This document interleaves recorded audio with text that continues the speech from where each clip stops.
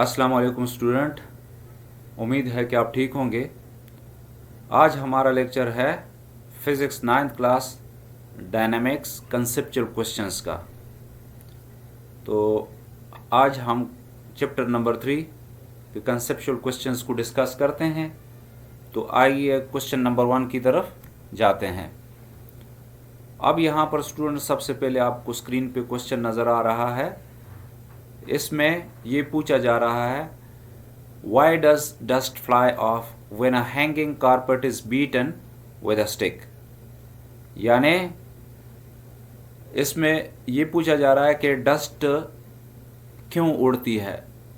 ठीक है, जब कारपेट को किसी लकड़ी के साथ या किसी स्टिक के साथ मारा जाता है। तो अब स्टूडेंट यहाँ पर आप इस तस्वीर में आप देखते हैं, ये जो आपको नज़र आ रहा है, यहाँ पर एक आदमी है जो इस कारपेट को क्या कर रहा है, बीट कर रहा है। ठीक है, अब यहाँ पर बीट करने से जब कारपेट में मोमेंट आ जाती है, किस में मोमेंट आ जाती है, इस कारपेट में मोमेंट आ जाती है। इस कारपेट में मोमेंट आने की वजह से जो डस्ट पार्टिकल है इस कारपेट में वो साकिन रहते हैं। अब यहाँ पर जो डस्ट है वो इस कारपेट में से बाहर निकलता है जब इसको लकड़ी के साथ हिट किया जाता है या मारा जाता है इस कारपेट को। तो जो डस्ट पार्टिकल होते हैं वो वहाँ पर अपनी जगह पे ही रुके रहते हैं और इनर्शिया की वजह से ये बाहर निकल जाते हैं। क्योंकि कारपेट में मोमेंट आ जाती है, हरकत आ जाती है, तो ये डस्ट पार्टिकल उड़ने लगते हैं। तो ये तमाम चीज़ें किसकी वजह से होती है, इनर्शिया की वजह से। यानी dust comes out when a carpet is beaten with a stick due to inertia. तो ये चीज़ आपने स्टूडेंट इनर्शिया जहन में रखना है। तो सबसे पहले हम स्टेटमेंट की तरफ जाते हैं। तो स्टेटमेंट में क्या है, यानी when we beat a carpet with a stick the carpet is set into motion while the dust particle inside the carpet are at rest and comes out. यानी जो जब हम इसको बीट करते हैं किसी लकड़ी के साथ, तो dust particles inside the carpet क्या होते हैं, ये dust particle inside the carpet किस में कंडीशन में रह जाते हैं, रेस्ट कंडीशन में, और बाहर आ जाते हैं। किसकी वजह से, इनर्शिया की वजह से। यानी इसका जो मेन आइडिया है हमारे पास वो क्या है, इनर्शिया। यानी द डस्ट पार्टिकल किसकी वजह से उड़ते हैं, द डस्ट पार्टिकल यानी the dust fly off due to inertia. किसकी वजह से, इनर्शिया की वजह से। यानी जब इसको कारपेट को किसी स्टिक के साथ मारा जाता है तो डस्ट पार्टिकल रेस्ट के हालत में रहते हैं, और जब कारपेट में हरकत आ जाती है तो ये डस्ट पार्टिकल पीछे रह जाते हैं और हमें दिखाई देता है कि उड़ रहे हैं। ठीक है, अब इसमें रीज़न जो है, रीज़न यही है कि एज द डस्ट पार्टिकल, जैसा कि dust particle do not move. यानी डस्ट पार्टिकल जब हम उसको बीट करते हैं कारपेट को तो ये मूव नहीं करते हैं with the carpet when it is beaten with a stick, so they get removed. जब स्टिक के साथ इसको बीट किया जाता है दे गेट रिमूव्ड, यानी ये क्या हो जाते हैं, रिमूव्ड हो जाते हैं फ्रॉम द कारपेट। ठीक है, ड्यू टू इनर्शिया। तो मेन जो पॉइंट है इसमें इनर्शिया है। तो स्टूडेंट उम्मीद है कि आपको इस क्वेश्चन की समझ आई होगी। अब हम नेक्स्ट क्वेश्चन की तरफ जाते हैं। अब नेक्स्ट क्वेश्चन में, क्वेश्चन नंबर 2 में, if your hands are wet and no towel is handy you can remove some of the excess water by shaking them, why does this work. अब इसमें यह कहा जा रहा है स्टूडेंट कि जब आपके हाथ गीले हो और कोई टॉवल अवेलेबल ना हो तो हाथों को झटकने से क्या हो जाते हैं, वो सूखने लग जाते हैं। यानी एक्स्ट्रा जो पानी है वो हमारे हाथों से निकल जाता है, सूख जाता है। व्हाई डज दिस वर्क, ये कैसे काम करता है। तो आए स्टूडेंट हम जाते हैं स्टेटमेंट की तरफ। अब if we have no towel, अगर हमारे पास कोई टॉवल नहीं, we can remove some of excess water from our hands. अपने हैंड्स से हम क्या कर सकते हैं, एक्सेस वाटर को रिमूव कर सकते हैं। ठीक है, बाय शेकिंग, किस की वजह से, shaking. Them due to inertia. अब हम इनर्शिया की वजह से जब हम हाथों को झटकते हैं तो हमारे हाथ मोमेंट पे आते हैं, जबकि जो वाटर पार्टिकल्स होते हैं वो रेस्ट कंडीशन में रहते हैं। तो जब हाथ को हम शेक करते हैं, शेक करने के बाद यानी झटकने के बाद वो पानी अपनी जगह पे रेस्ट पोजीशन में रह जाता है और हमारा हाथ मूव कर जाता है वहाँ से। तो ये भी इनर्शिया की खासियत है। तो इनर्शिया के इस करेक्टरिस्टिक की वजह से हमारे हाथ से एक्सेस जो पानी है वो क्या हो जाता है, निकल जाता है, रिमूव हो जाता है। अब इसका जो मेन आइडिया है वो क्या है, ड्यू टू इनर्शिया। जैसा कि पहले मैंने आपको बताया कि ये किसकी वजह से होता है, इनर्शिया की वजह से, यानी due to inertia of rest. क्योंकि वो रेस्ट कंडीशन में रहते हैं जो वाटर पार्टिकल्स होते हैं, और वहां से जब मूवमेंट देते हैं हम हाथ को तो वो अपनी जगह पे रह जाते हैं और वहां से हमारे हाथों से एक्स्ट्रा जो पानी है वो रिमूव हो जाता है। अब हम मजीद रीजंस की तरफ जाते हैं। रीजन इसका क्या है, when we shake our hands the hands come into state of motion. तो जब हम झटकते हैं हाथों को तो हाथ हरकत में आ जाते हैं, ठीक है, यानी मोशंस में आ जाते हैं। While the drops of water are at rest.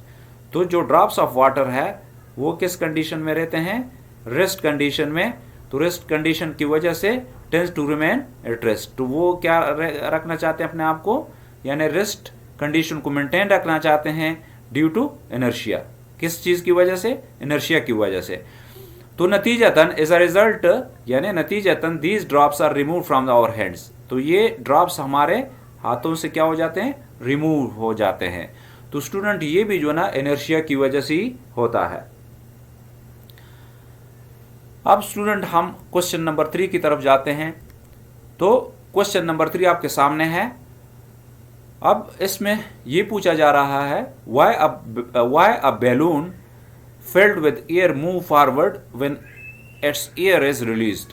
यानी बैलून जो है ना क्यों फॉरवर्ड मूव करती है जब इसमें से एयर को रिलीज किया जाता है। अब यहां पर स्टूडेंट आपको ये नजर आ रहा है कि एक बैलून है, पहले जो है ना मतलब इक्विलिब्रियम कंडीशंस में, लेकिन जब इससे एयर को निकाला जाता है, यानी ये एयर क्या है, अपोजिट डायरेक्शन में मूव करता है, ये एक्शन है।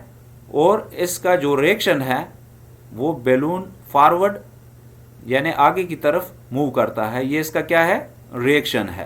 तो इस तस्वीर में आपको साफ दिखाई दे रहा है कि जब एयर यानी अपोजिट डायरेक्शन में मूव करता है तो इसके रिएक्शन में जो बैलून है वो फॉरवर्ड मूव करता है।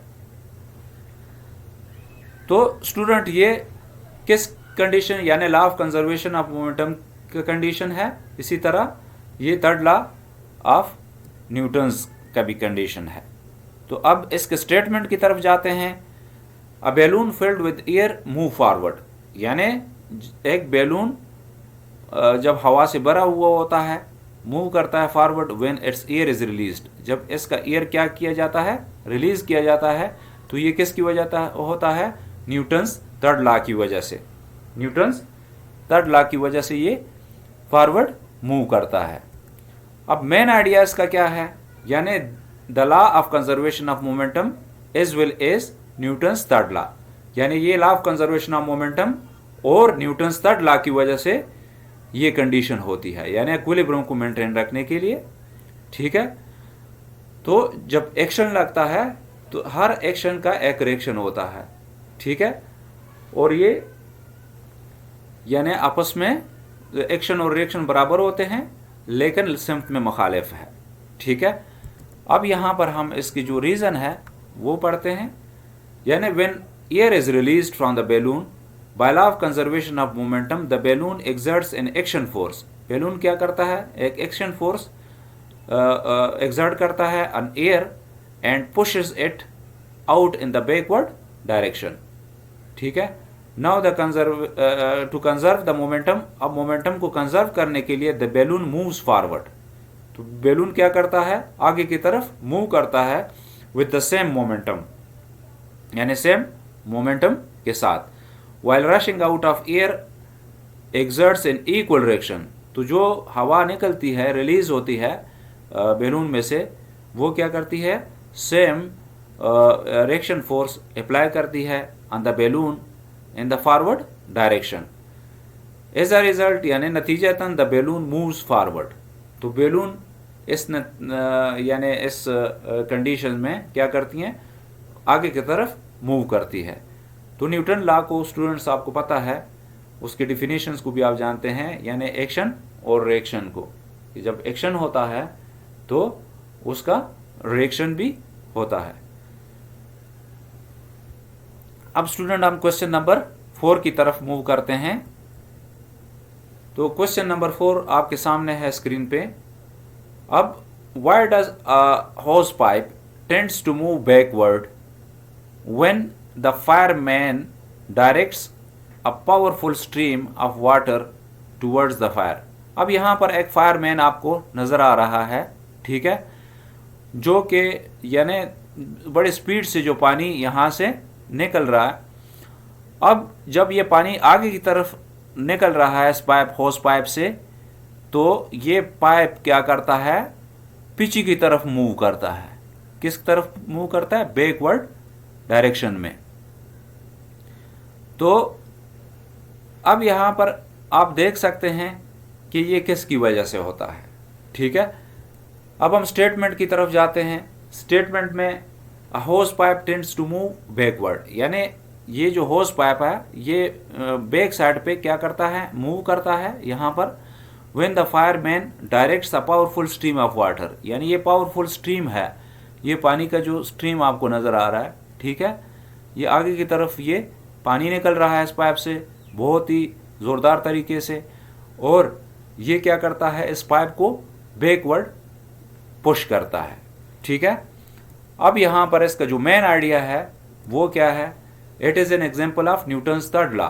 ये क्या है, न्यूटन्स थर्ड लॉ का एक एग्जाम्पल है, as well as law of conservation of momentum, ठीक है, यानी एक्शन एंड रिएक्शन। इसमें यह है कि ये पाइप जब मतलब पानी इससे ज़ोरदार तरीके से बाहर निकलता है, तो अब जो पाइप है उसको मतलब पानी को जब बाहर की तरफ फेंकता है तो उसका जो है ना मतलब एक्शन है, और उसका जो रिएक्शन है वो पाइप की तरफ लगता है, और पाइप क्या करता है, बैकवर्डली मूव करता है, ठीक है। अब मेन रीजन की तरफ जाते हैं।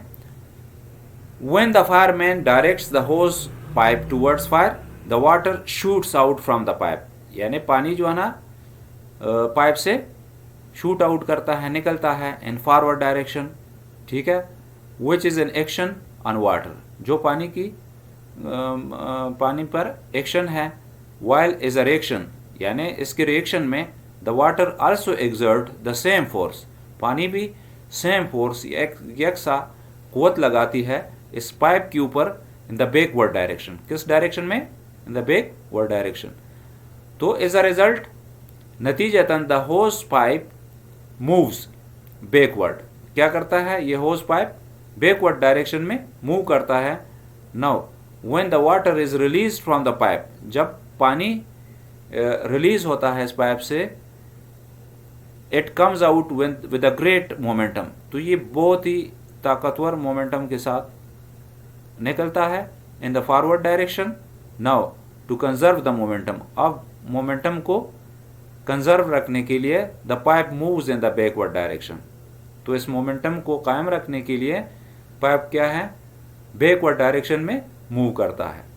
यानी इसमें दोनों लॉ ऑफ कंजर्वेशन मोमेंटम और न्यूटन्स थर्ड लॉ दोनों इन्वॉल्व है, यानी एक्शन एंड रिएक्शन।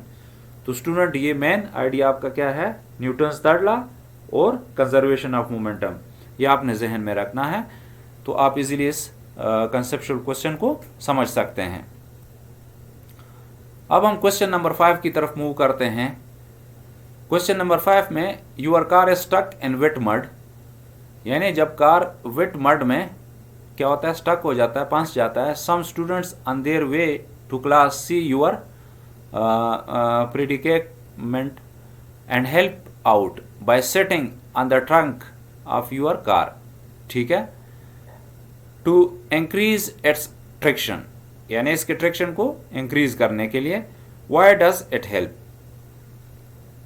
अब ये कैसे मदद करता है, ठीक है। यहाँ पर आप देखें ये गाड़ी है, जब ये मड में फंस जाती है तो ये टायर क्या करता है, ये टायर स्लिप करता है, रोटेट करते हुए स्लिप करता है, क्योंकि यहाँ पर जो फ्रिक्शन है वो क्या है, डिक्रीज है।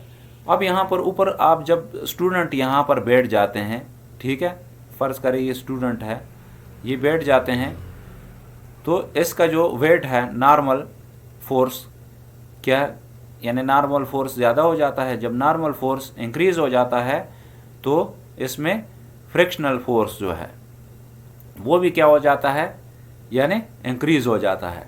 तो यहाँ से जो फ्रिक्शन इंक्रीज होगा तो ये टायर जब मूव करता है तो यहाँ पर ये स्लिपरी कंडीशन डिक्रीज हो जाएगी और गाड़ी इस मड में से निकल जाएगी, यानी आपका जो कार है वो निकल जाएगा, ठीक है। अब हम जाते हैं स्टेटमेंट की तरफ। तो स्टेटमेंट में ये है कि when a car stuck in wet mud, ठीक है, यानी कीचड़ में जब गाड़ी फंस जाती है, the friction between tyres and mud decreases, तो टायर और कीचड़ के दरमियान जो फ्रिक्शन है वो क्या हो जाता है, डिक्रीज हो जाता है। Is a result the car can not move, नतीजतन गाड़ी आगे मूव नहीं करती और टायर वहाँ पर ही जो ना घूम रहा होता है। अब इसका जो मेन आइडिया है हमारे पास वो क्या है, फोर्स ऑफ फ्रिक्शन, यानी फोर्स ऑफ फ्रिक्शन वहाँ उस वक्त डिक्रीज हो जाता है, लेकिन जब इसके ऊपर स्टूडेंट बैठ जाते हैं इस ट्रंक में, यहाँ पर इसका जो फ्रिक्शन है, फ्रिक्शनल फोर्स क्या करता है, इंक्रीज कर जाता है। जब नॉर्मल फोर्स इंक्रीज होता है तो normal force is directly proportional to frictional force, तो फ्रिक्शनल फोर्स जब इंक्रीज कर जाता है तो इंक्रीज करने से जो फ्रिक्शनल फोर्स है वो भी इंक्रीज हो जाता है और वहाँ से गाड़ी निकल जाती है। अब रिजल्ट इसका क्या बनता है, रिजल्ट ये है when student sits on the trunk of the car, ठीक है, the weight of the car increases, ठीक है, due to which the normal force, यानी normal force Fn on the car also increases, तो नॉर्मल फोर्स भी increase हो जाता है। एज वी नो दैट, जैसा कि हम जाते हैं, यानी frictional force F is equal to mu naught Fn, ठीक है, तो फ्रिक्शनल फोर्स बराबर है mu naught Fn normal force के, ठीक है। अब according to equation 1, force of friction is directly proportional, यानी डायरेक्टली प्रोपोर्शनल है to the normal force Fn, which means greater the normal force, ठीक है, greater will be the force of friction. Thus the increase and friction, यानी friction में increase करता है, helps the car to come out of the mud easily, तो mud से यानी कीचड़ में से गाड़ी को आसानी से निकाला जा सकता है। यानी जो फ्रिक्शनल फोर्स है वो डायरेक्टली प्रोपोर्शनल है टू द नॉर्मल फोर्स। जब नॉर्मल फोर्स इंक्रीज कर जाती है, यहाँ पर जब आपको नज़र आ रहा है पिक्चर में, तो यहाँ पर जब नॉर्मल फोर्स को इंक्रीज किया जाता है तो फ्रिक्शनल फोर्स ऑटोमेटिकली इंक्रीज हो जाता है, क्योंकि फ्रिक्शनल फोर्स डायरेक्टली प्रोपोर्शनल है नॉर्मल फोर्स के। तो इस तरीके से ये गाड़ी निकल जाती है। अब स्टूडेंट हम क्वेश्चन नंबर 6 की तरफ जाते हैं। अब क्वेश्चन नंबर 6 आपके सामने है। तो how does friction help you walk, कहता है आपको चलने में फ्रिक्शन कैसी मदद करता है। इज इट काइनेटिक फ्रिक्शन, आया ये काइनेटिक फ्रिक्शन है या स्टैटिक फ्रिक्शन है। अब स्टूडेंट यहाँ पर आपको एक फिगर नज़र आ रहा है, यहाँ पर एक रोड है और इस रोड के ऊपर जब हम चलते हैं तो हमारा जो पाँव है ये रोड को क्या करता है, पुश करता है किस तरफ, यानी फुट हमारा क्या करता है, पुश करता है। यहाँ पर एरो आपको नज़र आ रहा है बैकवर्ड डायरेक्शन में, किस डायरेक्शन में, यानी बैकवर्ड डायरेक्शन में। और जो रोड है वो इन डायरेक्शन हमें पुश करता है किस तरफ, फॉरवर्ड डायरेक्शन में। तो जब हमारा पाँव कांटेक्ट में आ जाता है इस रोड के साथ तो ये क्या हो जाता है, रेस्ट कंडीशन में, यानी स्टैटिक कंडीशन में आ जाता है। किस कंडीशन में, स्टैटिक कंडीशन में। तो यहाँ पर हम कह सकते हैं कि जो फ्रिक्शन हमें हेल्प करती है वॉकिंग में वो स्टैटिक फ्रिक्शन है। अब स्टूडेंट हम स्टेटमेंट की तरफ जाते हैं। स्टेटमेंट में ये है कि a frictional force exist between the ground and the sole of our shoes, यानी जो फ्रिक्शनल फोर्स है वो पाया जाता है between the ground and sole of our shoes. ठीक है, विच हेल्प अस वॉक। ठीक है, अब यहाँ पर हम मेन आइडिया की तरफ जाते हैं। तो मेन आइडिया क्या है? Frictional force. ठीक है, मेन आइडिया में क्या है? ये जो वॉकिंग है ये किसकी वजह से है? Frictional force. और फ्रिक्शनल फोर्स में भी कौन सा फ्रिक्शन है? Static friction. तो स्टैटिक फ्रिक्शन हमें हेल्प करती है इन वॉकिंग। अब रीजन की तरफ जाते हैं।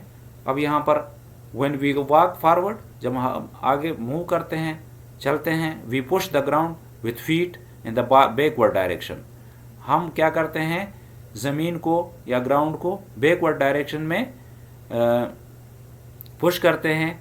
ठीक है, वाइल इन डायरेक्शन, अब ज़मीन जब रिएक्शन करता है, रिएक्ट करता है, द ग्राउंड आल्सो एग्जर्ट, अब ग्राउंड एग्जर्ट अ फोर्स यानी friction in the forward direction. जैसा कि अब यहाँ पर आप देख रहे हैं, रोड क्या करता है हमें, यानी फॉरवर्ड डायरेक्शन में पुश करता है, और हम उसको जो ना यानी ग्राउंड को बैकवर्ड डायरेक्शन में, यहाँ पर आपको नजर आ रहा है। We are able to walk on the ground without friction, it is not possible, यानी इस फ्रिक्शन के बगैर ये पॉसिबल नहीं है for us to walk on the ground. This is static friction. ये क्या है? Static friction. Because when we walk on the ground, जब हम ग्राउंड पे चलते हैं, ज़मीन पर चलते हैं, और फीट आर एट रेस्ट, हमारे जो पाँव है वो क्या है? रेस्ट कंडीशन में होते हैं फॉर अ मोमेंट, यानी एक लम्हे के लिए, विच प्रोवाइड्स स्टैटिक फ्रिक्शन, यानी हमें क्या प्रोवाइड करता है? Static friction between our feet and ground. Hence we walk due to static friction. लिहाजा हम स्टैटिक फ्रिक्शन की वजह से क्या करते हैं? वॉक करते हैं। तो स्टूडेंट, उम्मीद है कि इस कंसेप्चुअल क्वेश्चन की आपको समझ आई होगी। अब हम आगे नेक्स्ट क्वेश्चन की तरफ जाते हैं। अब क्वेश्चन नंबर 7 आपके सामने है। इस क्वेश्चन में ये पूछा जा रहा है कि the parking break on a car causes the rear wheels to lock up. What would be the likely consequence of applying the parking brake in a car that is in rapid motion? यानी जब गाड़ी speed से जा रही हो और अचानक आप यानी हैंड ब्रेक को लगाते हैं, तो उसकी वजह से जो रियर व्हील्स है, जो पिछले व्हील्स है गाड़ी के, वो लॉक हो जाते हैं और वहाँ से गाड़ी स्किड कर सकती है या स्पिन कर सकती है, जो कि एक बहुत बड़े हादसे का सबब बन सकती है। तो ये किसकी वजह से? ये भी जो है ना, हम आगे स्टेटमेंट की तरफ जाते हैं। अब स्टेटमेंट आपके सामने है। While driving fast on the road if the parking break, यानी जो आपको ये हैंड ब्रेक नज़र आ रहा है, ठीक है, is applied, the rear wheels of the car will be locked up. तो रियर व्हील जो गाड़ी के हैं वो लॉक्ड अप हो जाएंगे। अब मेन आइडियाज का क्या है? According to inertia of motion, यानी जो गाड़ी का अगला हिस्सा है वो तो मूव कर रहा होता है, ठीक है, जबकि पिछले जो टायर है वो लॉक हो जाते हैं यानी रेस्ट कंडीशन में। तो इनर्शिया क्या करता है? यानी किसी भी चीज़ को यानी मूव करता है रेस्ट कंडीशन, या अगर रेस्ट कंडीशन में हो वो अपनी हालत को तब्दील नहीं करता, और अगर मूव कर रहा हो तो वो यानी मूव कर रहा होगा मुसलसल, यानी उस कंडीशन को रोकने में रेजिस्ट करता है इनर्शिया। अब यहाँ पर रिजल्ट की तरफ जाते हैं कि क्या रिजल्ट होगा अगर अचानक हम हैंड ब्रेक को खींचते हैं। When the parking brake is applied, जब पार्किंग ब्रेक को हम अप्लाइड करते हैं, the real wheel of the car will lock up, ठीक है, but the front wheels are in motion. तो जो अगले पहिए है वो मोशन में रहते हैं। According to inertia the front wheels try to maintain their state of motion. जो फ्रंट व्हील है वो क्या करते हैं? मोशन को मेंटेन रखते हैं। As a result the car will skid, नतीजतन गाड़ी स्किड हो सकती है, स्पिन हो सकती है इन सच कंडीशन, और किसी बड़े हादसे का शिकार हो सकती है। तो इसलिए जब चलती हुई गाड़ी हो, स्पीड में हो, तो हैंड ब्रेक को बड़े एहतियात से इस्तेमाल करना चाहिए, क्योंकि ये किसी भी हादसे का सबब बन सकती है। अब स्टूडेंट हम नेक्स्ट क्वेश्चन की तरफ जाते हैं। नेक्स्ट क्वेश्चन में क्वेश्चन नंबर 8 है, और इसमें पूछा जा रहा है why is the surface of conveyor belt made rough. यहाँ पर इस तस्वीर में आपको एक कन्वेयर बेल्ट नज़र आ रहा है। अब ये जो कन्वेयर बेल्ट है यहाँ पर ये क्या है, रफ बनाया जाता है, इसका जो सरफेस है। अब ये इसको रफ क्यों बनाया जाता है, तो आए हम इसको मज़ीद एक्सप्लेन करते हैं। अब सबसे पहले स्टेटमेंट है, the surface of conveyor belt is made rough just to increase the force of friction. यानी इसका जो ऊपर वाला कन्वेयर बेल्ट का जो हिस्सा है वो उसको रफ इसलिए बनाया जाता है कि फ्रिक्शन ऑफ फोर्स को हम इंक्रीज करें between the belt and the object. और जो चीज़ें इसके ऊपर जाके मूव करती है, जिस तरह एयरपोर्ट में भी कन्वेयर बेल्ट लगे हुए होते हैं, उस पर बैग वगैरह रखे जाते हैं, तो उसको होल्ड करने के लिए उस पर मतलब वो सरफेस उसका रफ होना चाहिए ताकि फ्रिक्शन के थ्रू वो चीज़ें स्लिप ना कर जाएं और अच्छी तरीके से मूव करें। अब मेन आइडिया इसका क्या है, फोर्स ऑफ फ्रिक्शन। ठीक है स्टूडेंट, तो ये आपके जहन में होना चाहिए कि फोर्स ऑफ फ्रिक्शन को इंक्रीज़ करना है। जो कन्वेयर का जो सरफेस है जिसको रफ बनाया जाता है वो इसीलिए कि ताकि जो चीज़ हम इसके ऊपर जो रखते हैं तो वो मूव करे साथ में, यानी स्लिप ना करे। क्योंकि कन्वेयर अगर चल रहा हो तो अगर इसका सरफेस रफ ना हो तो वो स्लिप करते जाएंगे और स्टैटिक कंडीशन में रहेंगी जो ऑब्जेक्ट्स इसके ऊपर हम रखते हैं। अब रिजल्ट क्या है, यानी the surface of conveyor belt is made rough because on rough surface irregularities are more due to which area of the contact increases। यानी जो एरिया ऑफ कंटेक्ट का है क्या है वो इंक्रीज हो जाता है द फोर्स ऑफ फ्रिक्शन, तो जो फोर्स ऑफ फ्रिक्शन है वो इंक्रीज हो जाता है। एज अ रिजल्ट यानी नतीजतन the things lying on the belt remain safe, तो वो चीज़ें कि जो कन्वेयर बेल्ट के ऊपर रहती है वो क्या सेफ रहती है फ्रॉम फॉलिंग, यानी स्लिप होने से बच जाती है। तो यही वजह है कि कन्वेयर बेल्ट को रफ बनाया जाता है ताकि कोई भी चीज़ स्लिप ना हो इसके ऊपर से और फ्रिक्शन में इंक्रीज़ हो जाए, यानी फ्रिक्शन को बढ़ाया जाता है ताकि आसानी से और बग़ैर मतलब फिसलने से जो चीज़ें हैं कन्वेयर बेल्ट में दूसरी जगह तक पहुंचाई जाती है। अब यहाँ पर क्वेश्चन नंबर 9 की तरफ हम जाते हैं। क्वेश्चन नंबर 9 आपके सामने है, वाई डज अ बोटमैन, यानी एक boatman tie his boat to a pillar before allowing the passengers to step on the river bank. यानी जो बोटमैन होता है वो अपनी किश्ती को बाहर पिलर के साथ बांध लेता है इससे पहले कि सवारियाँ उसमें से उतर जाएं। अब यहाँ पर एक बोट आपको नज़र आ रहा है स्टूडेंट। अब ये बोट है, इसको यहाँ पर रस्सियों की मदद से बांधा जाता है इस पिलर के साथ। ठीक है, तो ये क्यों बांधा जाता है, तो यहाँ पर भी हम आगे जो है इसका एक्सप्लेन करते हैं। इसमें सबसे पहले स्टेटमेंट आपके सामने है, the boatman tie his boat to the pillar before allowing the passengers to step on the river bank. अब इसका मेन आइडिया क्या है, मेन आइडिया ये है एक्शन एंड रिएक्शन। ठीक है, एक्शन और रिएक्शन आप न्यूटन्स थर्ड लॉ में पढ़ चुके हैं। यानी जब हम किश्ती से उतरते हैं तो हमारा जो पाँव है वो बैकवर्ड पुश करता है किश्ती को। ठीक है, जबकि किश्ती बैकवर्ड मूव करती है और हम आगे, तो यहाँ पर पैसेंजर्स को गिरने का ख़तरा होता है क्योंकि किश्ती बैकवर्ड मूव करेगी और वहाँ किनारे पे हमारा पाँव नहीं पहुँच सकता। तो इसलिए जो बोटमैन होता है वो सवारियों को उतारने से पहले बोट को बांध लेता है पिलर से।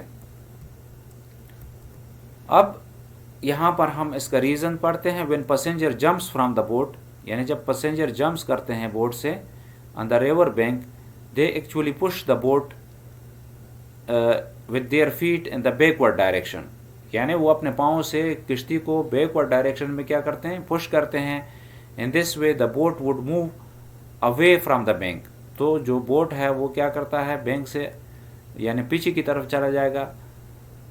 And the passenger may fall in the water, और पैसेंजर पानी में गिर सकता है।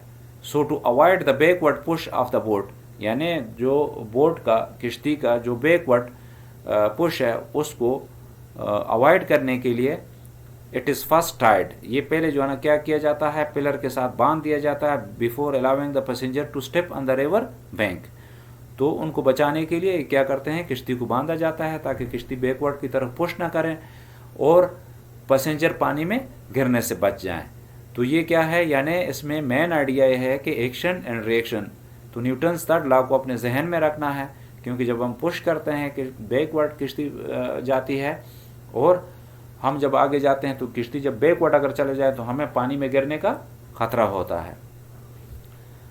अब स्टूडेंट्स हम नेक्स्ट क्वेश्चन की तरफ जाते हैं, क्वेश्चन नंबर 10 की तरफ।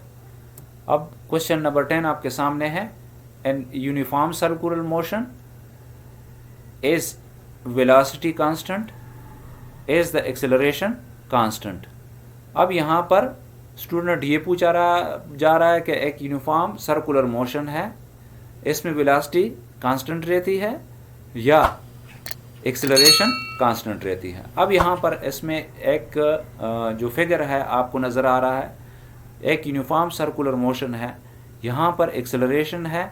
एक्सेलरेशन ये देखें, इसको जो है ना, जो डायरेक्शन है हमेशा सेंटर की तरफ है, ठीक है, यहाँ पर भी, ठीक है, और यहाँ से भी। जबकि यहाँ पर देखें वेलोसिटी टेंजेंट की तरफ है, यहाँ पर भी वेलोसिटी टेंजेंट और यहाँ पर। अब यहाँ पर वेलोसिटी की डायरेक्शन यहाँ पर, ठीक है, राइट साइड की तरफ है, यहाँ पर अपवर्ड है वह, और यहाँ पर लेफ्ट साइड की तरफ है, और यहाँ पर फिर डाउनवर्ड। तो जो वेलोसिटी की जो डायरेक्शन है वो मुसलसल चेंज हो रही है। जब डायरेक्शन इसकी चेंज हो रही हो वेलोसिटी की, तो वहाँ से एक्सेलरेशन प्रोड्यूस होती है। तो यहाँ पर हम कह सकते हैं कि वेलोसिटी तो कांस्टेंट नहीं है। वेलोसिटी क्या है? कांस्टेंट नहीं। तो यहाँ पर जब यूनिफॉर्मली ये मूव कर रहा है तो एक्सेलरेशन क्या है? कांस्टेंट है, क्योंकि एक्सेलरेशन इसकी चेंज नहीं हो रही है। एक्सेलरेशन का मुसलसल जो यानी डायरेक्शन है toward the centre of circle है। अब यहाँ पर स्टूडेंट देखें, एन यूनिफॉर्म सर्कुलर मोशन, यहाँ पर आप देख रहे हैं the velocity does not remain constant, यानी वेलोसिटी कांस्टेंट नहीं है, because the direction of velocity of the body changes. जैसा कि पहले एक्सप्लेन किया कि वेलोसिटी मुसलसल यानी इसकी डायरेक्शन चेंज हो रही है फ्रॉम पॉइंट टू पॉइंट, यानी हर पॉइंट। यहाँ पर इस तरफ है, यहाँ पर ऊपर की डायरेक्शन में, यहाँ पर लेफ्ट साइड की डायरेक्शन में, यहाँ पर यानी नीचे की तरफ है इसकी डायरेक्शन। तो मुसलसल चेंज हो रही है। तो यहाँ पर जो वेलोसिटी है वो कांस्टेंट नहीं है, तो एक्सेलरेशन कांस्टेंट है। अब मेन आइडिया जो इसका है, यानी in the uniform circular motion the velocity does not remain constant. तो वेलोसिटी कांस्टेंट नहीं रहती, बट द सेंट्रीपिटल एक्सेलरेशन क्या है? Remains constant. तो सेंट्रीपिटल एक्सेलरेशन क्या रहती है? कांस्टेंट रहती है। अब रीजन इसका क्या है? अब यहाँ पर in the uniform circular motion the velocity does not remain constant because the direction of velocity of the body changes continuously from point to point, यानी हर पॉइंट पर velocity की जो डायरेक्शन है वो चेंज हो रही है, and the direction of velocity is always tangent। अब ये जब एक हिस्सा जब सर्कल के साथ टच कर रहा हो तो इसको हम क्या कहते हैं? टेंजेंट कहते हैं। where the centripetal acceleration is directed towards the center of the circular path, its direction remains unchanged. तो जो यहाँ पर आप एक्सेलरेशन देख रहे हैं तो इसकी जो यानी डायरेक्शन है वो चेंज नहीं हो रही, मुसलसल क्या है? सेंट्रल की तरफ है। Due to uniform circular motion the centripetal acceleration remains constant. तो सेंट्रीपिटल एक्सेलरेशन क्या है? कांस्टेंट रहती है थ्रू आउट द मोशन। ठीक है। अब उम्मीद है स्टूडेंट कि आपको इस क्वेश्चन की समझ आई होगी। अब हम नेक्स्ट क्वेश्चन की तरफ मूव करते हैं। नेक्स्ट क्वेश्चन हमारे पास है question number 11। You tie a brick to the end of the rope and whirl the brick around you in a horizontal circle. अब यहाँ पर इस तस्वीर में आप देख रहे हैं कि एक लड़का है जो कि एक स्टोन को या एक ब्रिक को हॉरिजॉन्टल कंडीशन में मूव कर रहा है। अब describe the path of the brick after you suddenly let it go off the रोप, यानी जब अचानक आप इसको छोड़ देते हैं इस रस्सी को, तो इसका पाथ और डायरेक्शन बताएं कि किस डायरेक्शन में ये मूव करेगी। अब यहाँ पर आप ये देख रहे हैं स्टूडेंट के यहाँ पर ये एक ब्रेक है इसके साथ, और इसको आप हॉरिजॉन्टल सर्कल में क्या कर रहे हैं, घुमा रहे हैं। अब अगर इसको अचानक आप छोड़ देते हैं तो ये किस डायरेक्शन में मूव करेगी। अब स्टेटमेंट आपके सामने है, यानी the path of the brick, ठीक है, after you suddenly let it go off the rope then the brick will move in the straight line. तो ब्रेक क्या करेगी, स्ट्रेट लाइन में मूव करेगी अवे फ्रॉम द सेंटर, यानी यहाँ पर ये सेंटर है, अगर यहाँ पर इसको ब्रेक किया जाता है तो ये क्या करेगी, स्ट्रेट लाइन में मूव करेगी। क्यों, क्योंकि यहाँ पर ये टेंजेंटली वो करेगी, ठीक है। यहाँ पर अगर वो हो तो इस कंडीशन में तो ये इस तरफ जाएगी, और यहाँ पर अगर है तो यहाँ पर ये स्ट्रेट मूव करेगी, और अगर यहाँ इस पॉइंट में इसको छोड़ दिया जाए तो ये इस डायरेक्शन में मूव करेगी। तो यहाँ पर यह है कि अगर इसको छोड़ दिया जाए तो स्ट्रेट लाइन में मूव करेगी from the centre of the circle due to centrifugal force, यानी किसकी वजह से, सेंट्रीफ्यूगल फोर्स की वजह से। तो मेन आइडिया हमारे पास क्या है, centrifugal force and centrifugal force, ठीक है। तो यहाँ पर हमारे पास क्या आ जाता है, सेंट्रीफ्यूगल फोर्स की वजह से, क्योंकि जब हम सेंट्रीपिटल फोर्स यानी इस ईंट के ऊपर जब हम वो लगाते हैं, फोर्स लगाते हैं, यानी हॉरिजॉन्टल सर्कल में घुमाने के लिए, तो इस पे एक और फोर्स भी लगती है जिसको सेंट्रीफ्यूगल फोर्स कहते हैं, जो इसको बाहर की तरफ निकालने में कोशिश करती है, तो उसको हम सेंट्रीफ्यूगल फोर्स कहते हैं। अब रीज़न की तरफ जाते हैं। When we tie a brake to the end of a rope and whirl in a circle of radius r, अब सर्कल रेडियस r में हम जब इसको मूव करते हैं, we provide centripetal force to the brake। तो हम कौन सा फोर्स, सेंट्रीपिटल फोर्स, हम उसको प्रोवाइड करते हैं through the rope. Where is the brick also, तो ब्रेक जो है यानी ईंट also exert a centrifugal force on our hands through the rope in a direction away from the center of the circle. So the reaction of the centripetal force is centrifugal force। अब जो reaction है centripetal force का वो क्या है, centrifugal force. यानी जब हम ईंट को अंदर की तरफ जो है ना मेंटेन रखते हैं घुमाने के लिए, तो ईंट भी हमारे हाथ के ऊपर एक फोर्स लगाती है जिसको सेंट्रीफ्यूगल फोर्स कहते हैं, बाहर की तरफ, यानी सेंटर से बाहर की तरफ। Now if we let go the rope suddenly then the brick will move in a straight line. तो जब अगर हम अचानक इसको छोड़ देते हैं इस रस्सी को, तो ब्रेक सीधे लाइन में क्या करेगी, मूव करेगी away from the centre of the circle, यानी इस सर्कल के सेंटर से सीधे स्ट्रेट लाइन में, ड्यू टू सेंट्रीफ्यूगल फोर्स। यानी किस फोर्स की वजह से, ये आपने जहन में रखना है, सेंट्रीफ्यूगल फोर्स की वजह से। अब स्टूडेंट उम्मीद है कि आपको समझ आई होगी इस क्वेश्चन की। तो हम क्या करते हैं, नेक्स्ट क्वेश्चन की तरफ जाते हैं, क्वेश्चन नंबर 12 की तरफ। अब क्वेश्चन नंबर 12 आपके सामने है, why the posted speed for a turn is lower than the speed limit on the most highways. यानी ज़्यादातर हाईवेज पर टर्न में जो स्पीड लिमिट है वो कम होती है, ठीक है। यानी बाकी अगर किसी भी जगह पर अगर 100 किलोमीटर पर आवर है, तो जब टर्न आ जाती है, यानी कोई भी मोड़ वगैरह आ जाए, तो वहाँ पर स्पीड लिमिट क्या हो जाती है, कम हो जाती है। यानी अगर वहाँ पर किसी भी हाईवे पर 60 लिमिट है, तो यहाँ पर आप तस्वीर में देख रहे हैं, यहाँ पर एक टर्न है, तो टर्न पे यहाँ पर लिखा हुआ है कितना, 30 किलोमीटर। अगर ये स्पीड यहाँ पर जो है ना 100 किलोमीटर है, तो टर्न में क्या हो जाती है, ये स्पीड लिमिट लोअर हो जाती है, जैसा कि आपको यहाँ पर नज़र आ रहा है। अब स्टेटमेंट की तरफ जाते हैं, यानी the posted speed of a turn is lower than the speed limit on the most highways. अब ये किसकी वजह से है, तो मेन आइडिया हमारे पास सामने है, ये सेंट्रीफ्यूगल फोर्स की वजह से।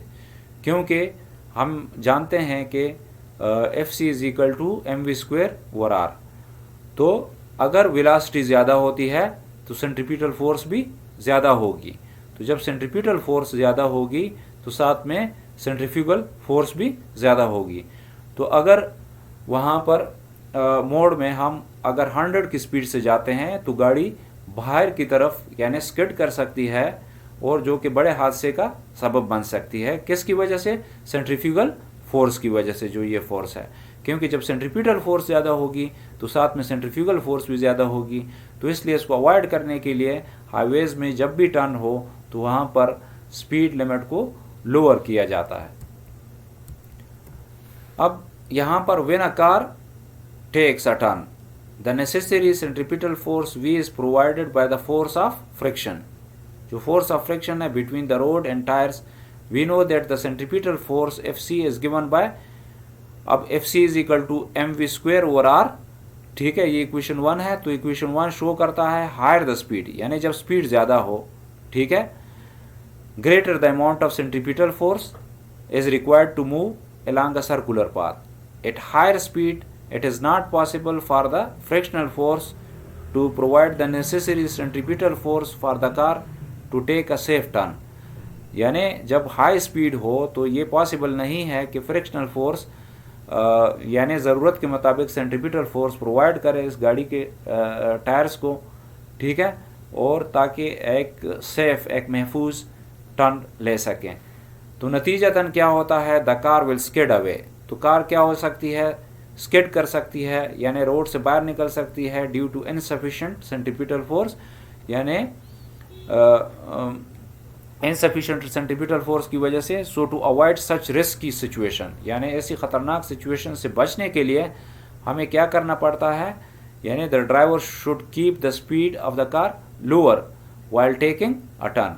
तो इसलिए जो है ना, ड्राइवर को स्पीड कम रखना चाहिए जब वो मोड़ रहा हो।